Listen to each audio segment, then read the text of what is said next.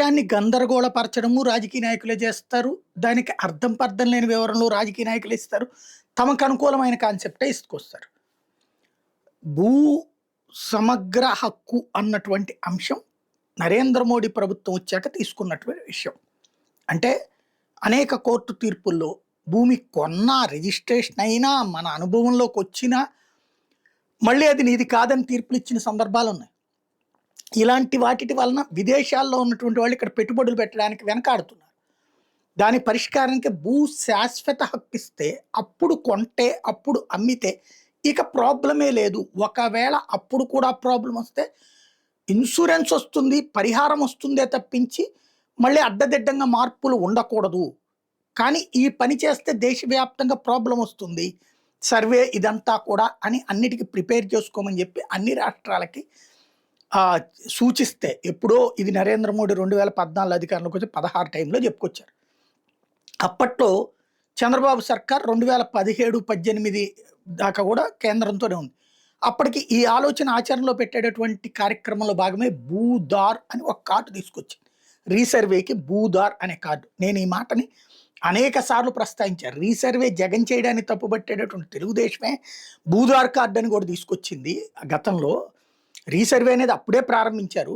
అప్పుడు గొడవలు వచ్చినాయి, ఇలాంటి లిటిగేషన్సే రాగానే ఈలోపు బీజేపీ గవర్నమెంట్తో గొడవలు పెట్టుకున్నారు కాబట్టి ఆప్పడేశారు భూదారు అన్నటువంటి.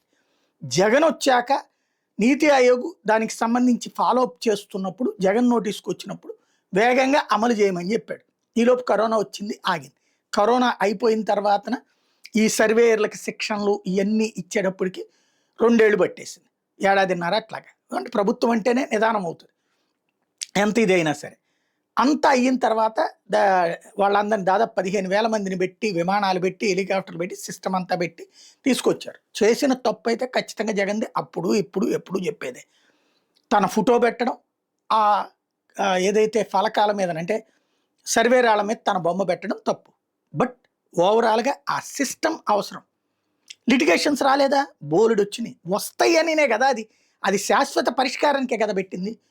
ఇప్పుడు వీళ్ళు మళ్ళీ రీసర్వే చేస్తున్నారు. మళ్ళీ ఇప్పుడు వచ్చినాయి అని ఇప్పుడే ఈనాడు జ్యోతి రాస్తుంది కదా. ఆనాడు చేస్తే జగన్ చేశాడు, లేకపోతే వైసీపీ కావాలని చేసింది అన్నారు. ఇప్పుడు చేస్తేనేమో అధికారులు తప్పిదమంటున్నారు. దానికి తోడు రీసర్వేకి ఇప్పుడు డబ్బులు వచ్చింది దేనికి? జగన్ టైంలో అద్భుతంగా చేసినందుకు డబ్బులు వచ్చినాయి.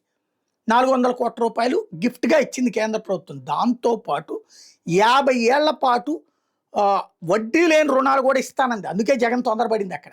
వ్యక్తిగతం కాదు, రాష్ట్రానికి 50 ఏళ్ల పాటు వడ్డీ లేని రుణాలు వస్తున్నాయంటే పండగే కదా. మనం ఇప్పుడు ప్రతి ఏడాది మొన్న జ్యోతి రాసింది కదా, 70,000 కోట్లు కిస్తీ కట్టాలి, అప్పు ప్లస్ వడ్డీ అని. దాదాపుగా వడ్డీనే 20-30 వేల కోట్లు ఉంటుంది. వడ్డీ లేని రుణాలు వచ్చినాయి అంటే పాత రుణాలను తీర్చుకోవచ్చు కదా అన్నటువంటి ఉద్దేశంతో ఏం చేశాడు. సరే, దాంట్లో లిటిగేషన్స్ అదంతా జరిగింది. ఇప్పుడు నిన్న ఆ విషయాన్ని గుర్తు చేస్తున్నారు అనగానే సత్యప్రసాద్ భూదార్ కార్డు మేము అప్పుడే తెచ్చామని. మరి అంటే మీరే రీసర్వే బిగిన్ చేశారు కదా, మరి అప్పుడు రీసర్వే తప్పెట్లా అవుతుంది? రీసర్వేలో తప్పులు జరిగినాయి, ఇప్పుడు కూడా జరుగుతున్నాయి కదా. ఇప్పుడు జరుగుతున్నది అధికారులు తప్పిదమైతే మరి అప్పుడు కూడా అధికారులు తప్పిదమే కదా. అదే కదా ఇక్కడ మనం ప్రజలకి నిజాయితీగా బాధ్యతతో చెప్పి ఇది శాశ్వత పరిష్కారం అమ్మ, దీనికి సంబంధించిన ప్రాబ్లమ్స్ ఎట్లా వస్తాయి, ఇది సొల్యూషన్ ఇదిగో, మేము అధికార యంత్రాంగాన్ని కూర్చోబెడుతున్నాం అని చెప్పాలి. అది చెప్పడంలో విఫలమయ్యారు.